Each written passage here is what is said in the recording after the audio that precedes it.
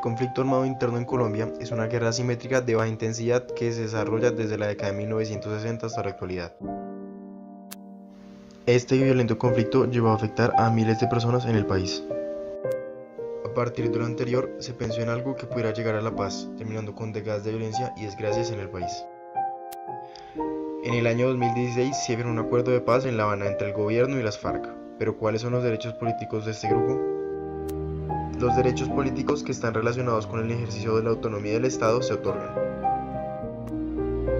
a los individuos que se reconocen como ciudadanos de la nación y les brinda la facultad de participar en su organización y control, destacando entre ellos los de elegir y ser elegidos. Álvaro Mendoza afirma en su libro Teoría y Sinopsis de la Constitución de 1991 que los ciudadanos, como depositarios y actores directos de la soberanía, gozan de sus propios intereses y exigencias de participación en los asuntos públicos del Estado, expresados jurídicamente en lo que se ha designado como los derechos políticos. En el artículo 40 de la Constitución Política de 1991 se estipula que todo ciudadano tiene derecho a participar en la conformación, ejercicio y control del poder político, puede elegir y ser elegido, tomar parte en elecciones, plebiscitos y otras formas de participación democrática, constituir partidos, movimientos y agrupaciones políticas sin limitación alguna y difundir sus ideas y programas, tener iniciativa en las corporaciones públicas y acceder al desempeño de funciones y cargos públicos. La Corte Constitucional manifestó que la base de la democracia es el respeto hacia los derechos del individuo. El propósito y fin fundamental de esa organización democrática es fomentar la dignidad humana, que únicamente se puede garantizar mediante la protección de los derechos fundamentales, siendo los derechos políticos parte de esta categoría. A partir de esto se puede entender si los derechos políticos de los miembros de las FARC pretendían ser aplicados y respetados según el acuerdo de paz firmado en La Habana y las propuestas del grupo de oposición frente a este acuerdo. El segundo punto de los acuerdos de La Habana, titulado Participación Política, Apertura Democrática para Construir la Paz, define los derechos políticos que se le iban a otorgar a los miembros de las FARC si estos hubieran pasado mediante el plebiscito.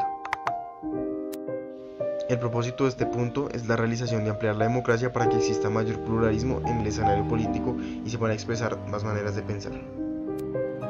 Además de esto, en el acuerdo de paz se puede ver que durante 8 años se financiarán a los partidos políticos que surjan, entre estos el que se conforme por los desmovilizados de las FARC. Para el cumplimiento de este propósito es necesario que se concluya la entrega de armas. Entre los derechos políticos de este partido se incluían 10 curules garantizados en el Congreso, 5 en la Cámara y 5 en el Senado durante 2 periodos electivos. Por otro lado, y luego de que ganara el no en el plebiscito, se desató un mar de incertidumbre a lo largo del país concierne a los pasos a seguir. Sin embargo, el triunfo del no fue lo que propició que se dieran nuevos planteamientos en cuanto a los puntos que conformaban el acuerdo firmado entre el grupo insurgente y el Estado.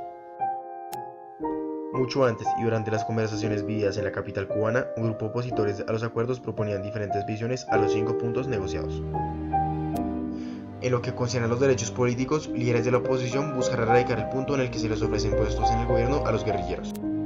Esto no lo encuentran lógico bajo lo que se establece en la Constitución de 1991, que dictamina que ningún condenado a crimen puede ejercer cargos públicos, que un guerrillero pase de ser un victimario a ser un político.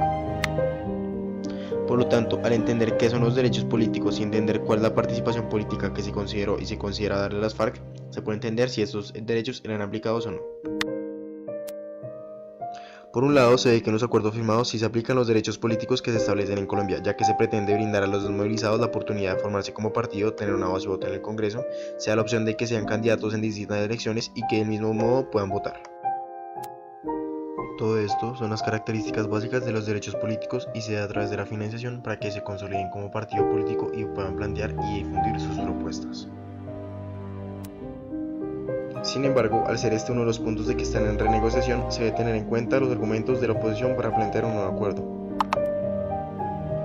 Por ende, los derechos políticos de los miembros de la guerrilla no están siendo completamente respetados, ya que se argumenta que no pueden tener cargos públicos como los curules en el Congreso debido a los crímenes que han cometido.